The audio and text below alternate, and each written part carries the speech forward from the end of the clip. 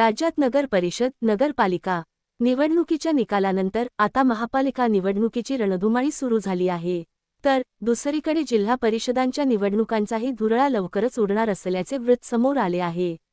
पेण तालुक्यातील वाशी येथील सेरेमा सभागृहात नुकताच भाजपा पदाधिकारी व कार्यकर्त्यांचा येणाऱ्या जिल्हा परिषद उमेदवारी खारेपाटाच्या मातीतील स्थानिक शिलदार वडखळ मतदारसंघातून शिवतीर्थावर पाठवण्यासंदर्भातील निर्धार मेळाव्याचे आयोजन भाजपा जिल्हा सरचिटणीस मिलिंद पाटील यांच्या नेतृत्वाखाली संपन्न झाला. यावेळी वैकुंठ पाटील जिल्हा महामंत्री भाजपा रायगड जिल्हा सरचिटणीस Milind Patil, Shrikant Patil sir, V Patil sir, Rajesh Mokal, Ravi मोकल, मंगळदास ठाकूर, संदीप म्हात्रे, कल्पेश पाटील, शेखर पाटील, दीपिका पाटील, वंदना म्हात्रे, गोरख पाटील, सचिन पाटील, विनायक म्हात्रे, गणेश थवई तसेच खारेपाट भागातील नागरिक व महिला मोठ्या संख्येने उपस्थित होते. यावेळी जिल्हा परिषद निवडणुकीत मिलिंद पाटील यांना वाशी वडखळ मतदारसंघात उमेदवारी मिळावी यासाठी सर्व मतदार उपस्थित राहून मिलिंद पाटील तुम आगे बढो हम तुम्हारे साथ है या जयघोषाने सभागृह दणाणून सोडला. मिलिंद पाटील यांनी तालुक्यासह खारेपाट भागात विकास कामे करून आपला ठसा उमटविला आहे. गोरगरिबांना मदत करून त्यांच्या सुखदुःखात ते नेहमी सहभागी होत असतात. 2014 पासून मिलिंद पाटील यांनी भाजपा पक्षाची अविरत सेवा करून वरिष्ठावर छाप निर्माण केली आहे. तसेच पाटील यांना येथील मतदार मानणारा आहे. मिळालेल्या माहितीनुसार जिल्हा परिषद निवडणूक 2 टप्प्यात पार पडणार असल्याचे निश्चित मानले जात आहे. पहिल्या टप्प्यात 12 जिल्हा परिषद आणि 125 पंचायत समित्यांच्या निवडणुका अवघ्या 21 दिवसांत घेतल्या जातील अशी माहिती आहे. त्यामुळे जानेवारीच्या दुसऱ्या आठवड्यात जिल्हा परिषद निवडणुकीची घोषणा होऊन 8 जानेवारीपूर्वी आचारसंहिता लागण्याची शक्यता आहे. येथील शहापाडा धरण हे जिल्हा परिषदेच्या अंडर येत परंतु या धरणाचा गाळ कधी काढला गेला नाही. ही जबाबदारी येथील जिल्हा परिषद सदस्यांची असते. यामुळेच खारेपाटात पाणी टंचाई येते. यासाठी इच्छाशक्ती लागते. इच्छाशक्तींचा अभाव होता यामुळेच ही आपल्यावर परिस्थिती ओढवली आहे असे बोलताना मिलिंद पाटील यांनी सांगितले.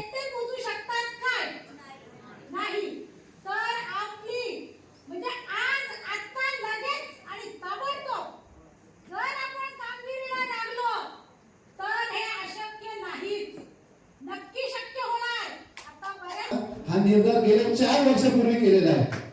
मित्र, आज कोण आहे कोण नाही त्याचा भाग वेगळा आहे, पण मिलिंद पाटलांनी गेले 4 वर्षापासून हा कार्य चालू केलेला आहे. आणि याला साक्षीदार म्हणून सांगतो, मागाशी माझ्या वहिनी संजीवनीताई बोलल्या की मिलिंद भाऊंचं खूप कार्य आहे.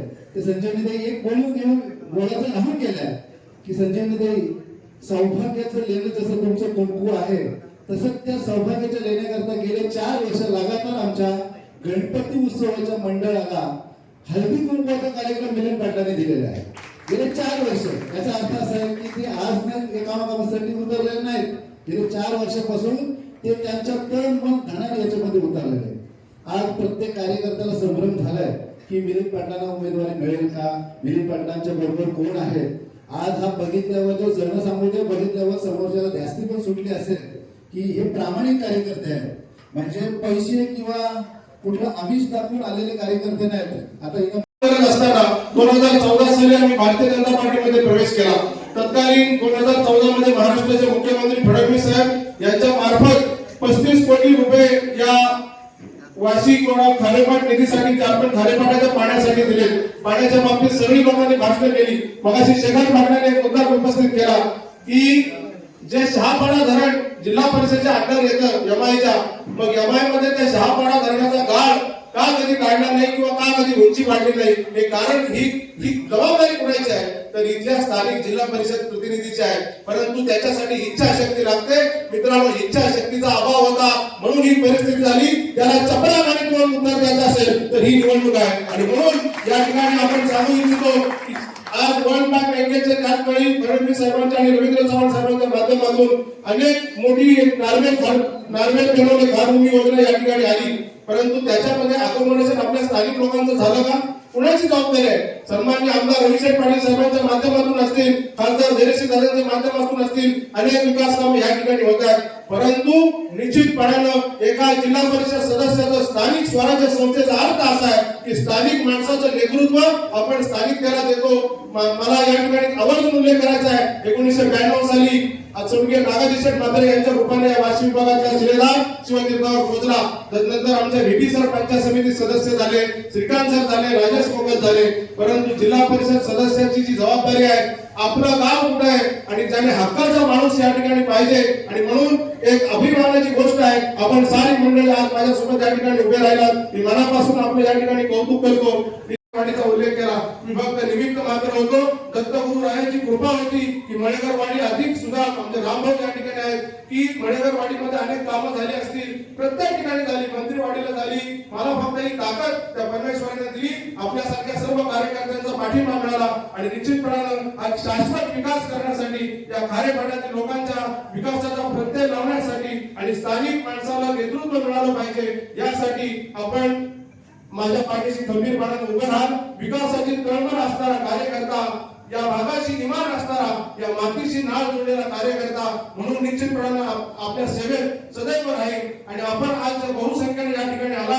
मला वाटतं मसर पेढी, गोरवे पेढी, गोरव्यापासून सारी मंडळी आली. वडखळचा विषय राजू शेट्टी या ठिकाणी सांगितला की आमच्या वाशीच्या प्रत्येक कार्यकर्त्यांना ज्यावेळी या निवडणुकीच्या पडगाव माजाला सुरुवात झाली त्यावेळी काही लोकांनी गमता मारल्या की 2000चा लीड घेऊन आम्ही वडखळ ग्रामपंचायत येऊ. तर वडखळची जी सुभेदारी आहे त्या वडखळच्या सुभेदारीत हा एक पठ्ठा खूप मोठा झाला.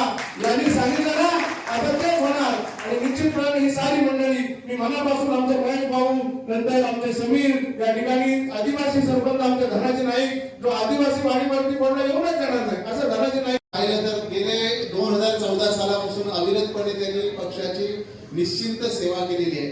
पक्षाचे सरचिटणीस होते, पक्षाचे उपाध्यक्ष आहेत आणि खऱ्या अर्थाने या निर्धार मेळाव्यामध्ये एक गोष्ट नक्की आहे की त्यांना ही निवडणूक लढण्याचा अधिकार आहे.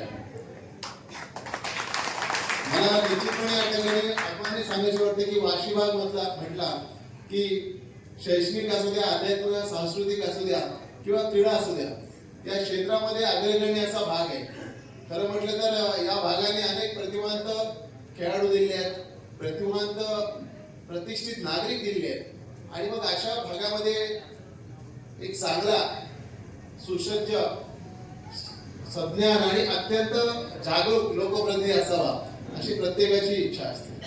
आणि त्याप्रमाणे आज या निर्धार मेळाव्यामध्ये ज्यांनी प्रत्येकाने आज आपापलं मत मांडलं, ज्यांनी सांगितलं ते सगळं मत, सगळा जो काय डाटा आहे तो गोळा करून मी पक्षाचे वरिष्ठ मंडळी आहेत त्यांच्यापर्यंत हे सगळं पोहोचवणार आहे.